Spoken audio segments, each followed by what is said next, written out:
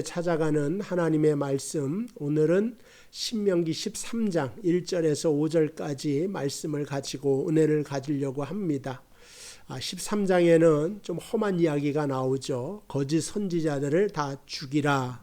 하나님께서 거짓 선지자를 죽이라고 하는 것은 이 선지자의 부정적인 측면, 영혼을 도둑질하고 한 인생을 망가뜨리고 한 인생과 한 영혼뿐만 아니라 전체적인 이스라엘 민족을 망하게 할 수도 있는 그러한 부패가 여기서부터 나오기 때문에 그렇습니다. 일단 이 거짓 선지자들이 일어나서 오늘 1절 말씀해 보니까 너희 중에 선지자나 꿈꾸는 자가 일이 나서 이적과 기사를 내게 보이고, 이제 이적도 보이고 기사도 보이고, 우리가 성경을 보면 알겠지만 이 마귀도 역사하는 힘이 있다. 귀신도 때로는 역사를 합니다. 이거를 보고 많은 대중들이 모이고 그것에 가담을 해서 진리로부터 떠나는 일이 왕왕 있게 되는 것을 보게 됩니다. 인류 역사를 보더라도 다수에 많이 속습니다. 일단 사람들이 많이 몰려들면 뭐가 있나 보다 그러는데 나중에 가보면 아무것도 없는 경우가 많습니다.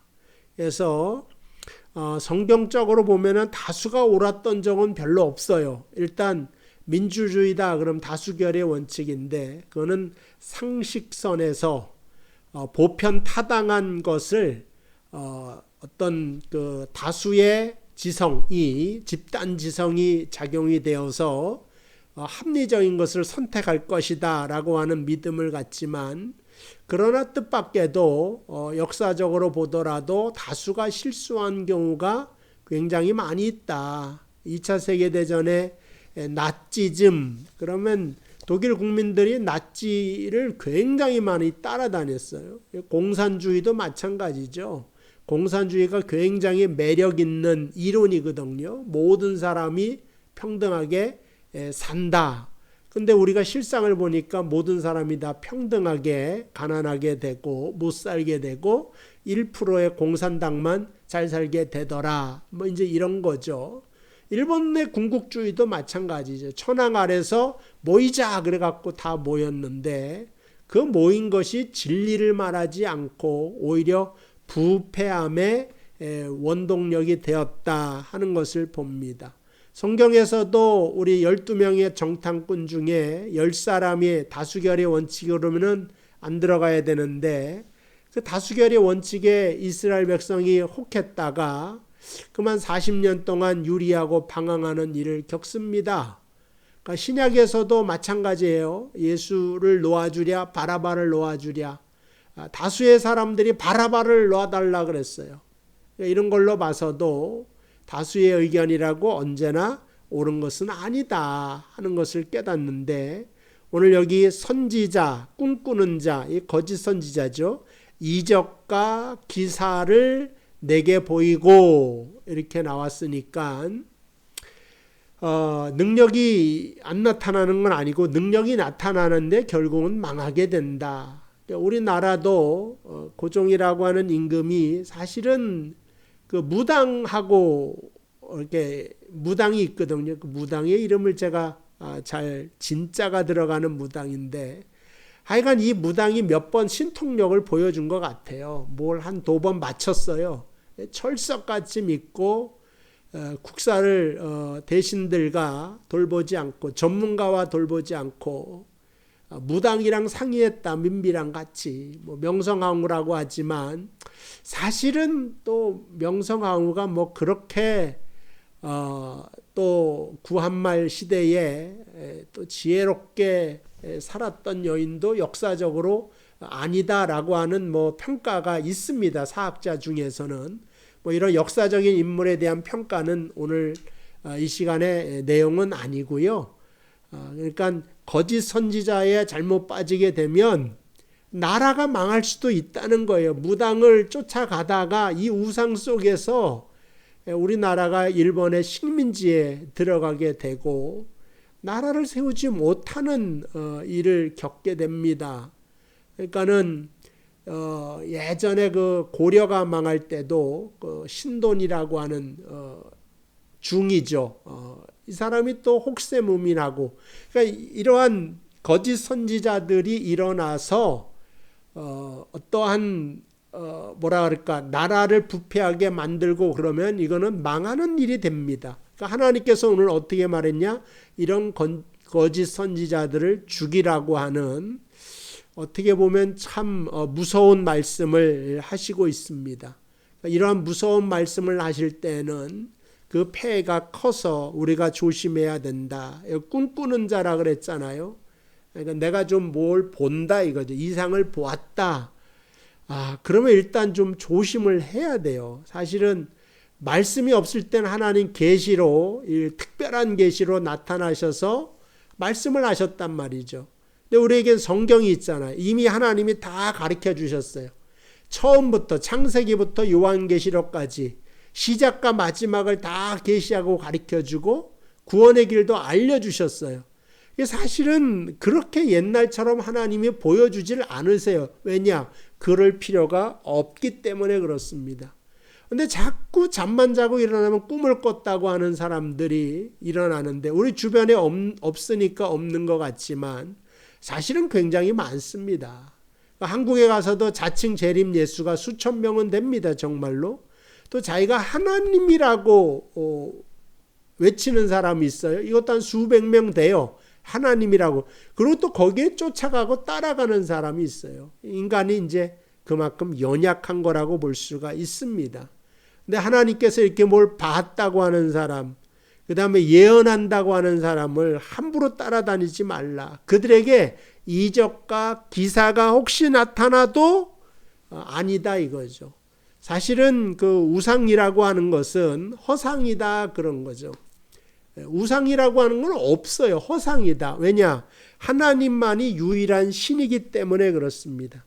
여러 신 중에 한 분이 아니라 하나님은 유일하신 하나님이다. 그래서 자기가 만든 수공 예품에 절하고 복달라고 하는 것, 이건 그냥 허상에 불과한 것이다 하는 겁니다. 어쨌든 이러한 것을 통하여 마귀가 매일 진리에서 벗어나게 하고 깨어서 무슨 짓을 하느냐 하면 하나님으로부터 시선을 떼도록 만든다 하는 것을 알아야 됩니다. 2절, 그가 내게 달한 그 이적과 기사가 이루어지고 너희가 알지 못하던 다른 신들을 우리가 따라 섬기자고 말할지라도. 그러니까 어떤 게 거짓 선지자냐면 이적과 기사가 있는데 하나님이 아닌 다른 신을 따라가자. 그럼 이게 다 거짓 선지자라고 합니다. 신천지다. 미국에까지 막 도달했고, 제가 알기로는 밴쿠버에도 아마 와 있지 않을까. 신천지가 안 와 있을 리가 없다 하는 생각이 들어요. 그래서 14만 4천을 올해 안에 만들어야 된다. 전도를 거의 전투적으로 하죠. 14만 4천이 되어야지, 이 숫자가 채워져야지 하나님의 뜻이 이루어지니까 그것을 보기 위하여서 14만 4천에 들어가려고 하고, 거기에 못 들어갈까 봐. 왜냐하면 거기에 들어가는 사람은 전도를 많이 한 사람, 헌금을 많이 한 사람, 뭘 많이 해야 돼요. 14만 4천에 들어가는데 이거는 비복음적인 이야기고 거짓 선지자적인 이야기인데, 혹세무민이라는 이와 같은 것에 사람들이 빠져들어가고, 그래서 PD수첩, 한국에 이런 프로그램 있지 않습니까? 딸이 집에 안 들어와서 가보니까 이러한 사이비 종교에 빠져 있는 거죠. 아마 그때가 이 신천지인 것 같은데, 근데 아버지가 찾아가도 엄마가 찾아가도 만나지도 않으려고 하고, 이제 나는 성년인데 왜 아버지가 나를 이렇게 경찰한테 전화 걸어서 아버지가 나를 어떻게 해코자 하려고 한다. 그 잡아가라고 그런단 말이죠. 경찰이 와도 성년된 자녀가 아버지가 강제로 어떻게 했다 그러면은 아버지를 말리지 딸을 설득하지는 않습니다.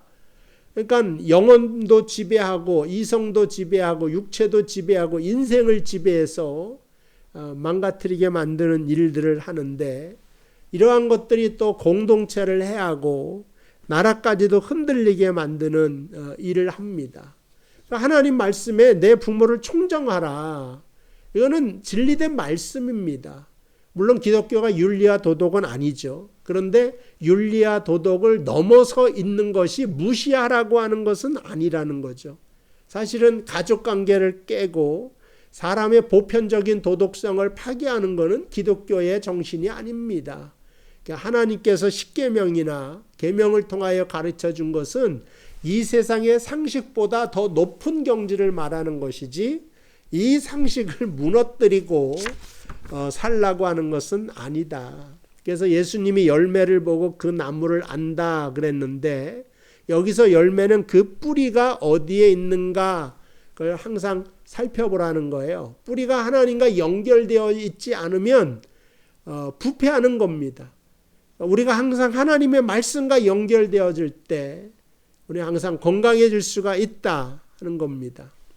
그래서 이런 거짓 선지자들은 오고는 모든 세대에 늘 일어나게 돼서 사람을 미혹하게 만드는데 쉽게 미혹에 빠지는 것이 역사하는 힘이 있더라. 조금 맞힌단 말이에요. 과거도 맞히고 뭐 조금 하여간 뭔가 좀 있겠죠. 미혹할 만한 것이. 그러나 3절 너는 그 선지자나 꿈꾸는 자의 말을 청종하지 말라. 이는 너희 하나님 여호와께서 너희가 마음을 다하고 뜻을 다하여 너희 하나님 여호와를 사랑하라.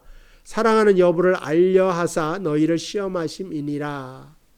그러니까 기적과 이삭을 너무 쫓아다니지 말고 그 시간에 마음과 뜻과 정성을 다하여 하나님 사랑하는 일을 하라는 겁니다. 이미 하나님이 자신이 어떤 분인가를 다 알려주시고 함께 계시는데 다른 데 가서 다른 신 앞에 절할 필요가 없다. 그래서 4절에 너희는 너희 하나님 여호와를 따르며 그를 경외하며 그의 명령을 지키며 그의 목소리를 청종하며 그를 섬기며 그를 의지할지라. 여기서 그분의 목소리, 그분의 음성, 그분의 말씀 이런 것들이 계속 나오는 것은 이 말씀과 목소리를 떠나서 기차가 궤도를 이탈하면 망가지는 것처럼 폭발하는 것처럼 우리도 말씀이라고 하는 궤도를 떠나면은 안 되기 때문에 이런 말을 합니다. 5절 그런 선지자나 꿈꾸는 자를 죽이라. 이는 그가 너희에게 너희를 애굽 땅에서 인도하여 내시며 종되었던 집에서 속량하신 너희 하나님 여호와를 배반하게 하려 하며 너희 하나님 여호와께서 내게 행하라 명령하신 도에서 너를 깨어내려고 말하였음이라. 너는 이같이 하여 너희 중에서 악을 제할지니라. 그러니까는 우리가 하루를 시작하면서 항상 말씀으로 시작하고 말씀의 원리와 지침을 따라서 살아가는 것이 얼마나 중요한 것인가 이게 그대로 나오고 있습니다. 그러니까 미혹하는 사람들이 미혹을 하는데 세상은 세속화의 방법으로 미혹하는데 세상의 문화가 굉장히 매력 있지 않습니까? 그러니까 쾌락주의가 있는 거고 향락주의가 있는데 이런 것들을 우리의 본성이 다 좋아하는 거예요. 제된 본성들이 좋아해서 하나님을 멀리하게 만들고 그리고 이것을 추구하라고 하는 철학의 사조가 있지 않습니까? 이런 것들이 다 악이 되어서 하나님의 말씀을 떠나게 만들려고 깨어 말하고 있다. 그런데 이러한 것들을 죽여라. 하나님께서 이렇게 말하고 있습니다. 오늘 우리가 끊어내려고 하는 것은 단칼에 끊어내는 게 맞습니다. 이스라엘 백성이 조금씩 남겨뒀어요. 가나안 땅에 조금 남겨두었어요. 근데 나중에 보니까 그 조금 남겨둔 데서 드릴라가 나오고 그 다음에 삼손을 제거한 드릴라, 그 다음에 블레셋의 장군 골리앗 가드에서 나오죠. 이러한 장소들은 조금씩 남겨뒀어요. 이스라엘 백성들이 그냥 괜찮겠지. 그리고 그곳에 아니면 여인들이 이쁘든가 뭐가 있어요. 매력적인 게. 그래서 살려두는데 그것이 나중에는 이스라엘을 잡아먹으려고 달려들더라 하는 겁니다. 그러니까 우리도 유혹되는 게 있잖아요. 초장에 탁 끊어버리면 쉽습니다. 근데 요 정도는 괜찮겠지. 이번 한 번만 괜찮겠지.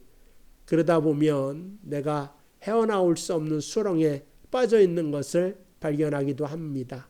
오늘 여러분 앞에 놓여진 이 말씀 앞에 우리가 깨어 있어야 되겠구나. 주의하여 살아야 되겠구나 하는 생각을 가지고 오늘 하루도 말씀 안에서 하나님만 사랑하며 나아가는 여러분 되시기를 주님의 이름으로 축복을 드립니다. 기도하겠습니다.